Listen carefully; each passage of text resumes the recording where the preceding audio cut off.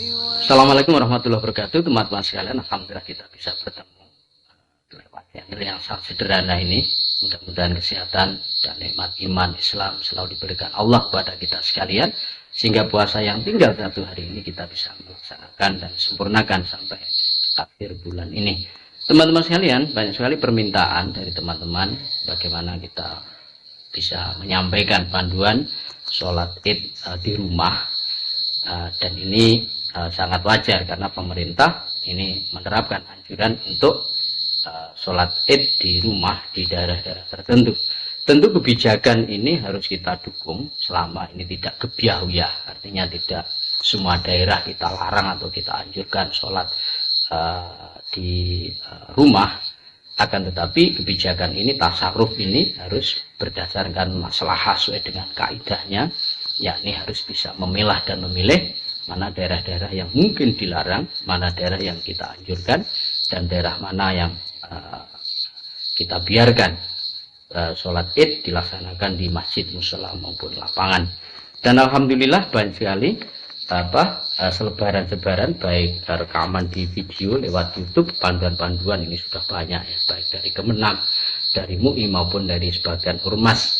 Yang pada intinya teman-teman sekalian, sholat id di masjid, mushola maupun di lapangan dengan sholat di rumah itu prinsipnya sama. Itu kalau dilaksanakan secara berjamaah itu sama persis.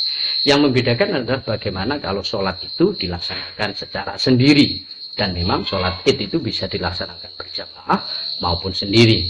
Yang membedakan adalah hanya di bagian khutbahnya. Jadi kita bisa membaca di Al-Bajurinya, karangan Syekh Al-Bajuri, menghasyiah kitab Al-Barik karangan Syekh Ibnu Qasim Al-Ghazi, atau kita bisa membaca di dalam kitab Ihanatul Thalibin karya Syekh Abu Bakar Sato, menghasyiai Fathul Mu'in karya Syekh Zainuddin Al-Malibari.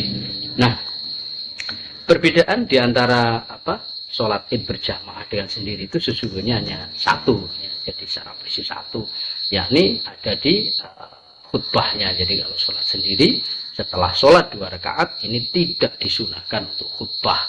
Berbeda kalau dilaksanakan berjamaah sekalipun di rumah. Jadi kalau di rumah sekalipun hanya tinggal hanya berjamaah 2 orang, 3 orang, ini tetap disunahkan untuk khutbah.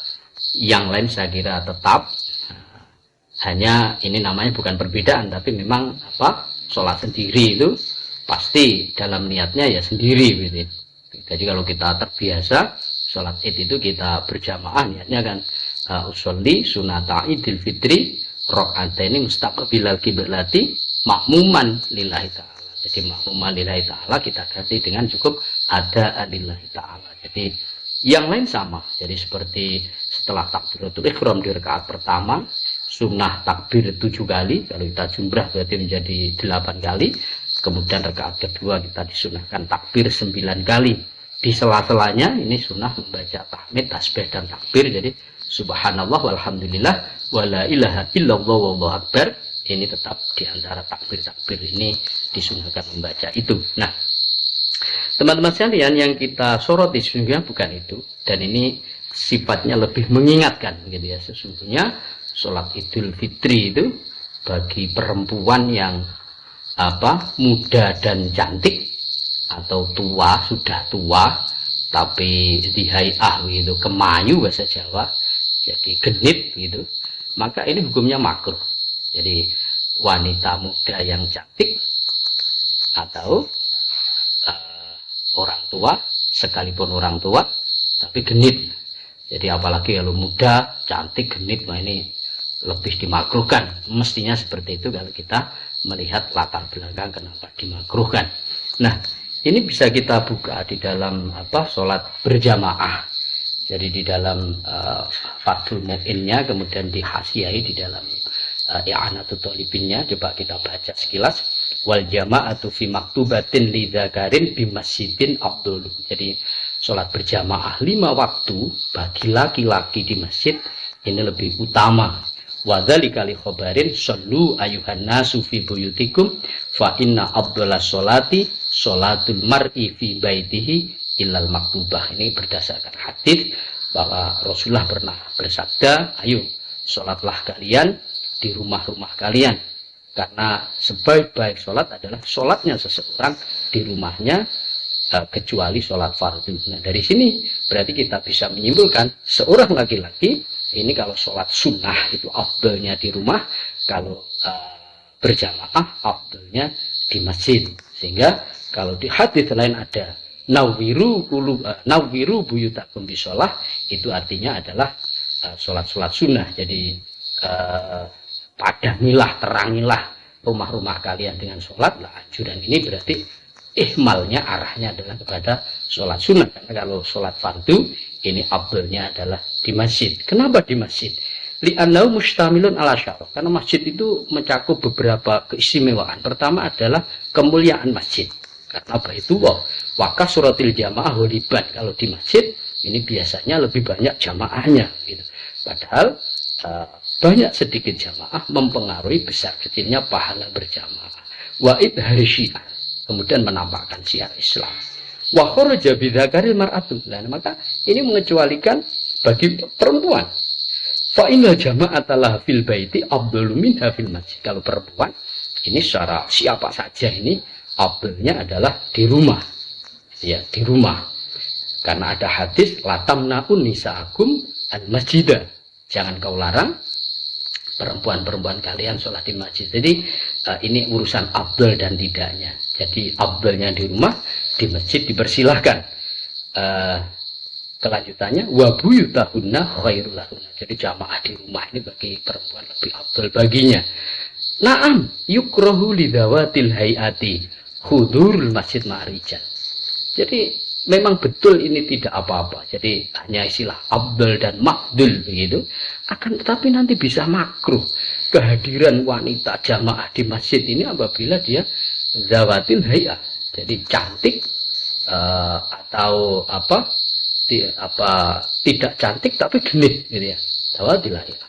Sehingga di dalam sholat Id ini secara terang, secara jelas dan terang benderang di dalam Fathul Qoribnya, coba saya sitir, wa sholatul idaini sunnatun muakkadatun. Jadi sholat Idul Fitri itu ini adalah sunnah muakkad. Bahkan kalau Hanafiyah ini hukumnya fardu ain gitu ya. Kalau Syafi'iyah Imam Muzani mengatakan ini juga wajib menjadi sunnah muakkad. Kita mengambil yang sunnah. Wa tushra'u jama'atan. Kemudian ini dilaksanakan berjamaah. Wali mufaridin juga bagi orang sholat sendirian. Wa musafirin, wa hurin, wa abdin, wa humsa, wa mro'atin. Perempuan pun juga disunahkan untuk hadir berjamaah di masjid. Lah jaminatin, tapi bukan perempuan yang cantik. Jadi kalau cantik tidak dianjurkan hadir berjamaah di masjid, di lapangan maupun di musola. Wala dari hayatin, dan bukan perempuan yang kemayu, yang genit. Nah ini bagi keduanya ini tidak dianjurkan hadir ke masjid musola berjamaah. Kemudian amal ajus fatah id ya fisyabi baitiha bila tibin. Jadi untuk perempuan-perempuan sudah tua yang tidak genit maka dipersilahkan. Jadi hukumnya adalah makruh sekali lagi. Kenapa? Karena ini bisa menimbulkan fitnah bagi dirinya maupun orang lain.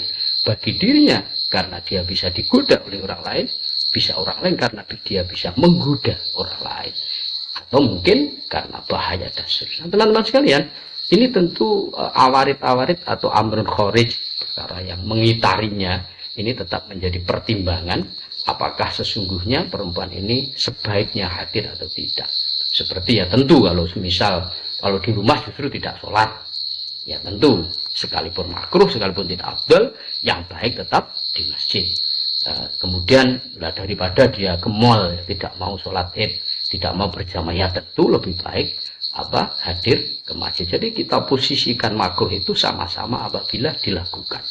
Kalau tidak dilakukan, ya tentu harus kita memilih sekalipun makruh, sekalipun itu tidak afdal. Ini harus didudukkan permasalahannya.